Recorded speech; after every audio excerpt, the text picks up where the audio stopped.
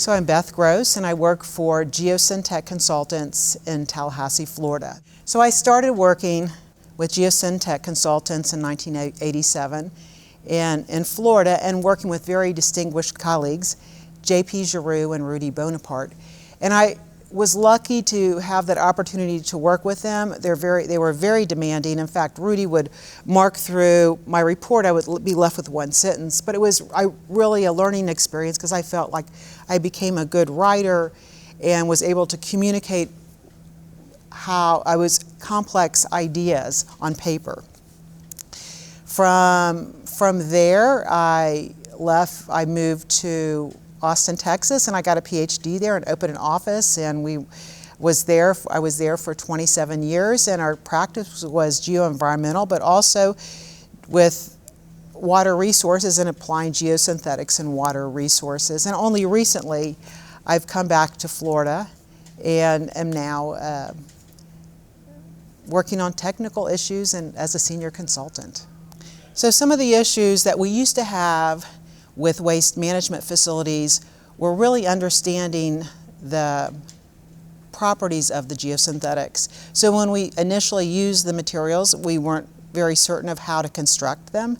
And now we have a lot more information, a lot more experience with that, but also on the strength characteristics. So probably over the past 10 years, maybe 15 years ago, I was involved in a number of evaluations of slope instability with slippage along some of those interfaces between the different geosynthetics. But there's been a lot of improvement over time, and I feel like there's the type of cases, at least I've seen now in the U.S., are not related to the properties of the geosynthetics. They're really triggered by the new materials that we're placing in the landfill. So really understand the properties of the materials. We have also now cases of landfills that have become very hot, so elevated temperature landfills. And when I first became involved with these type of sites, probably now it's 20 years ago almost, we didn't have the products that we have now. So geomembranes that can have a longer service life under hot temperatures. So I think the industry saw the problem, and now and they start developing solutions for us, and I think that's really has been very great for us.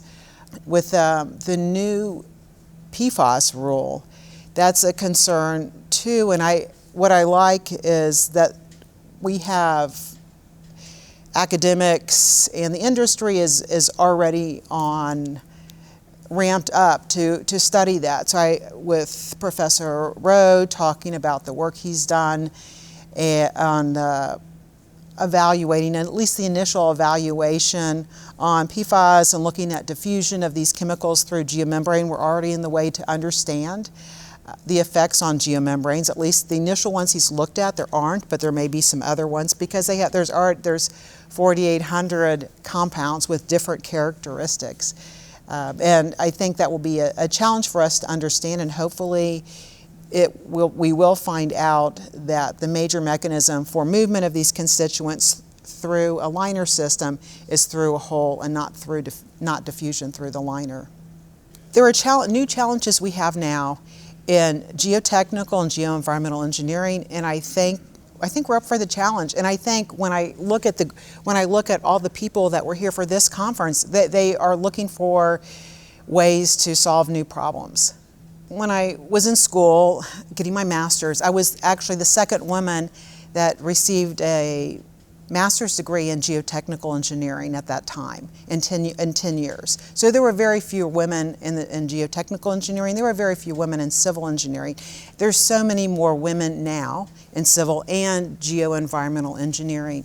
When I started at Geosynthetic, I was the first woman engineer there. I was the first staff engineer, and I was needed to do all kinds of work.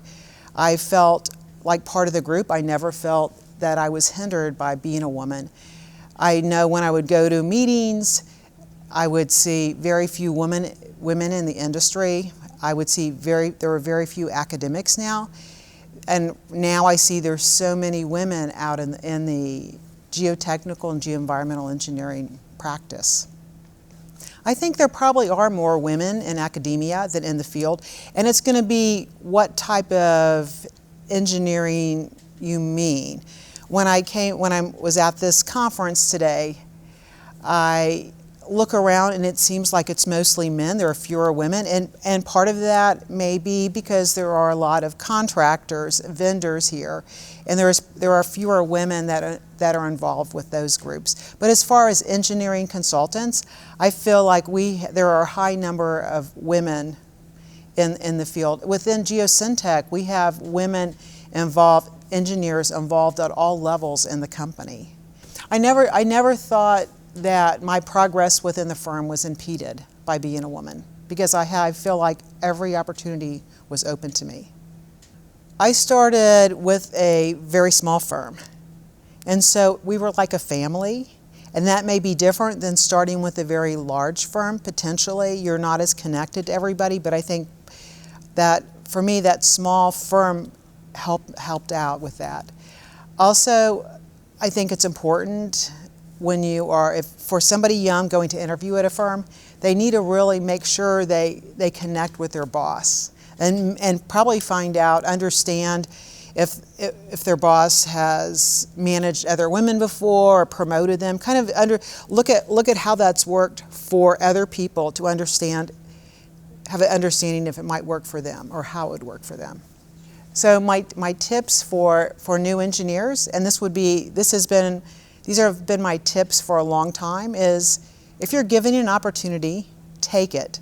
Push yourself, because with these new opportunities, you learn new things and you also connect with people. So if you're working at a large firm, you need to be connecting with all these people throughout your whole organization, and that will help you learn new things, connect with more people, but also get more future opportunities.